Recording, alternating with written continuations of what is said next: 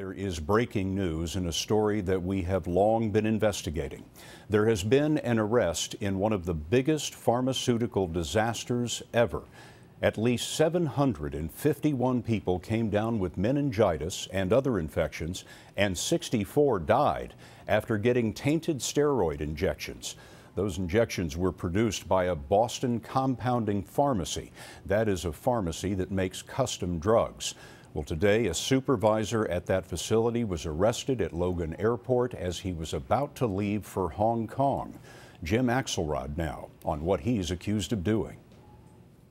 Tonight, Glenn Chin, who was head pharmacist for the New England Compounding Center, stands charged with one count of mail fraud for labeling steroids as sterile and safe for human use when he knew they weren't. FDA investigators say Chin instructed pharmacy technicians to mislabel medication to indicate it was properly sterilized and tested, and fraudulently complete cleaning logs in the labs. The affidavit states the NECC then shipped those tainted steroids to pain doctors in Michigan who unknowingly injected them into their patients.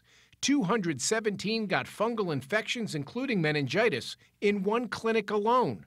15 of them died. Joe Connolly worked for Chin as a lab tech at NECC. In an interview with Scott Pelley for 60 Minutes, he says he warned his boss about the contamination risks. When you went to your supervisor and told him that, he said what? That's verbatim. He shrugged. That was his response for a lot of our questions or comments or concerns. It was a shrug. One of the company's owners, Barry Cadden, also didn't appear worried about oversight from state inspectors when he spoke to his sales staff as NECC started ramping up production. We obtained this internal training video. They have no clue. They go around, they're like, oh, Barry's place looks great. Yeah, I gotta go. A cup of coffee, and they go out the door. Really, that's what it is like. But after hundreds were sickened in 20 states, federal inspectors shut down the company's plant west of Boston after finding standing water, mold, and fungus.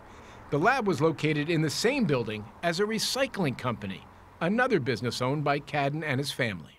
Chin's arrest marks the first criminal charges, but with a grand jury still considering evidence after a nearly 2-year investigation, probably not the last. Mike Sullivan is a former United States attorney in Boston. If I were kind of in that chain, that organizational chain, I would not be breathing a sigh of relief after reading that. I'd continue to be concerned about whether or not I'm going to be implicated if I was anywhere in that chain. Glenn Chin's lawyer says his client was headed to Hong Kong with a round-trip ticket to attend a family wedding, and that his arrest at Logan Airport this morning was, quote, ridiculous and a publicity stunt. And we understand a grand jury is still deciding whether to file charges against others in the case. Jim, thanks very much.